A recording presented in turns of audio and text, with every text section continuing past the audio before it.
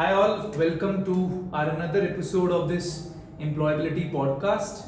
Today the guest is Vedika, and before I tell you something about her, let's try to listen it from herself. So Vedika, for our audience, if you can give a very quick introduction about yourself and also mention that what are you going to share with us today.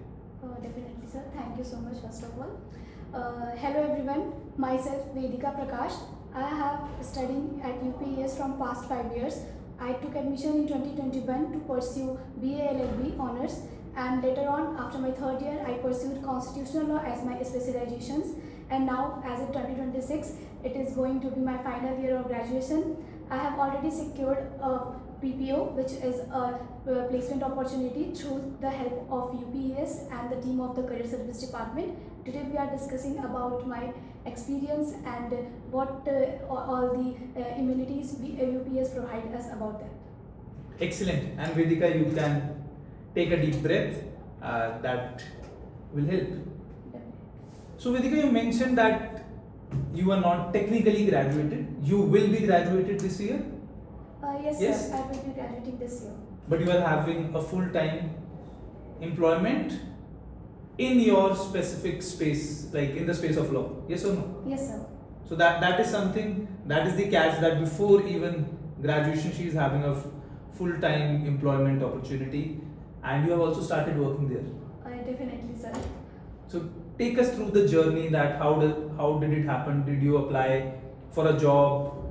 You mentioned it a PPO. So was it an assessment internship? Just take us through that, your journey to getting this offer. Sure, sir.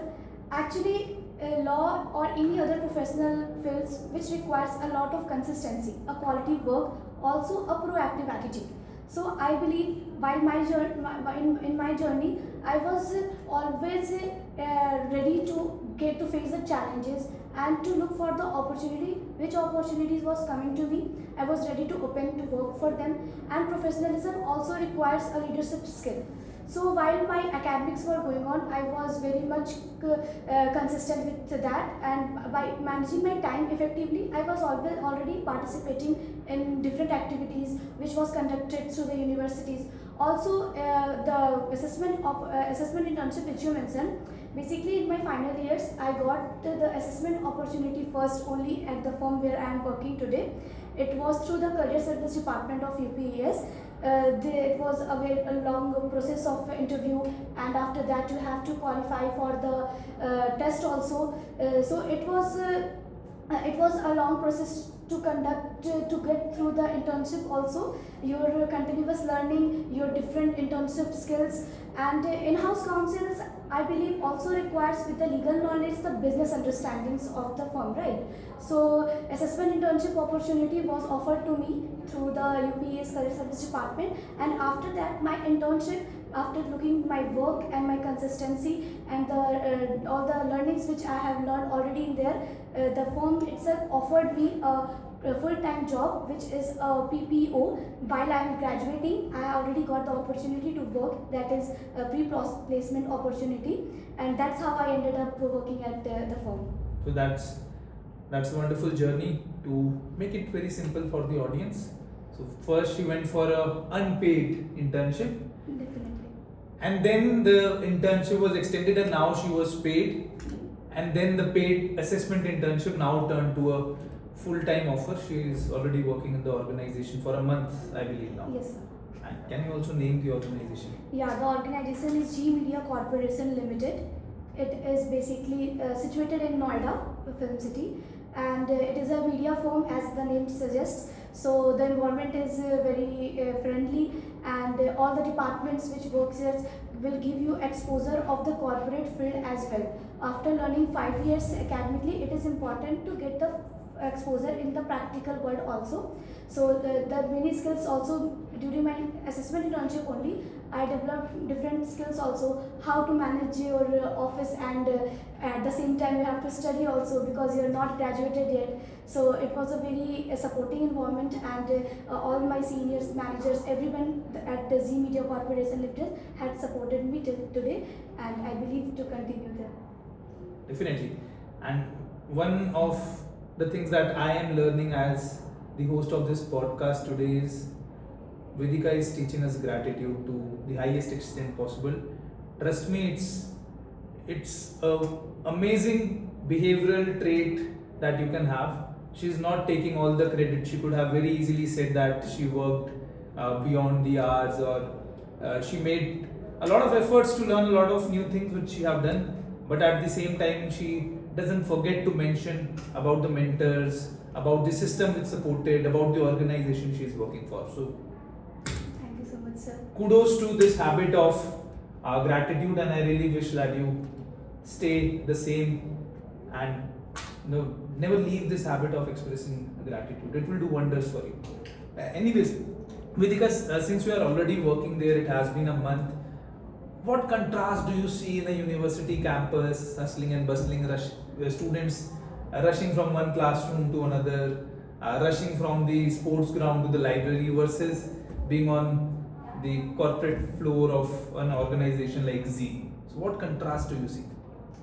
So while studying in university, definitely it is a rush because you have classes scheduled at different classrooms, different places according to the need of the subjects. We have to attend the classes. Even while the moot courts competition which conducted at the universities give us the exposures of the moot court experience, similar to the they have designed similar classrooms as we have in the real practical courtrooms. So it was a rush, of course. But while I was working for the last month, I have realized many things, like the corporate environment requires you to sit at a place for a long time. First of all, that obviously you feel freedom there, and you can go anywhere wherever you want. But it also teaches you consistency. Like while studying in university, you can miss 1-2 classes, or you can also take a break from classes. But there at work, it requires very much consistency, because the company's growth is dependent on each and every worker who is already working there. So we have to take accountability of our works also. So taking responsibility, and it's a very famous phrase that great powers comes with great responsibility. So I am learning today also that I have to be responsible for the things which I am doing, and to be accountable every time whatever is happening, and be consistent with everything. So, Vedika, if that is the kind of observation that you are having within a month, I believe that you would be a very fast learner in days to come. There's always a shift in the kind of mindset that you will carry while being a university student versus working in corporates. The analogy of missing a classroom versus you cannot do the same. You cannot miss a meeting while you are present at your workplace. It's completely okay to do a little mischief in the university campus at times. You do it at a corporate and you will be terminated maybe the very same day, the very same hour. So make sure that if you are someone who is about to transition from this university to a corporate, the rules of the game are going to change. Make sure you are well aware about it so that you adapt very quick, the way Vedika is doing. So Vedika, in this entire transition of university to campus, I believe a very important event is your interview or the selection process. Can you share that? What has been your experience? I believe you must have given multiple interviews by now for different kind of internships. Maybe there was an interview prior giving you this offer as well. I'm not aware about it. So you can just share your journey about how have you evolved through this journey of giving various interviews, and how can a law student prepare himself so that he can keep his best foot forward when it comes to a professional interaction, which quote unquote we call it as an interview. Yes, sir, sure. Actually, law as profession requires few skills, which is different from other professions. Like you have to you have to develop a good research habit, a drafting habits, and also apart from this, there must be speaking skills, which matters a lot in the interviews. So even when before having the opportunity, I had been to several interviews, and which might have not given me the opportunity which I have today, but it has made me understand and learn more. Because even after failing at the interviews, it is important to learn from the mistakes, or to generate knowledge in the field which you were lacking behind. So interviews will make you always feel good even after not clearing it. It is basically we have the phrase also like failures makes you make more learn as compared to the success, because success will can come anytime depending on the situations. But after preparing for interview, I got to learn about the different aspects also, because while learning in the university I was already aware about the academics which I was pursuing from the last 5 years. But apart from the academics, corporate life or any job also requires different skills, and it requires a different personality which you carry with yourself to the corporate world. So while interview, it is important to learn from those interview, learn from your mistakes. Do not hesitate to ask questions to the interviewer, and the most important thing is make a note of whatever you are going to speak and whatever the interviewer is going to ask to you, because it will make you to understand your position very well, and after that only you can get a very good success in your life in the field you are working. This was very comprehensive in terms of how can a law student deal with interviews. I will just sum it up in few points for the ease of reference. Firstly, she mentioned about being aware about what kind of research you have done. Drafting is another important part that would be expected out of a law student. And it's not that you should not be aware about the theory part, the academics, but academics itself is not enough.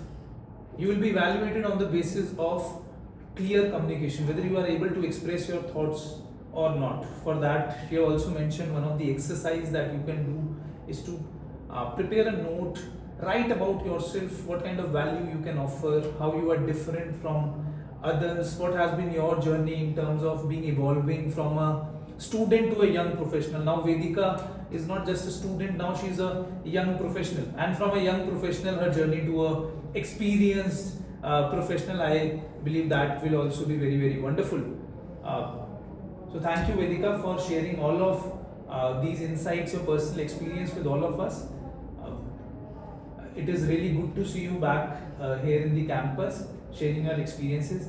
Any last piece of advice that you would like to offer, because a lot of students will go through the same what you have gone through. Anything that you would like to share? And she have also mentioned about learning from your failures. No matter how good you are, there is a possibility that you will not crack the first interview that you will give.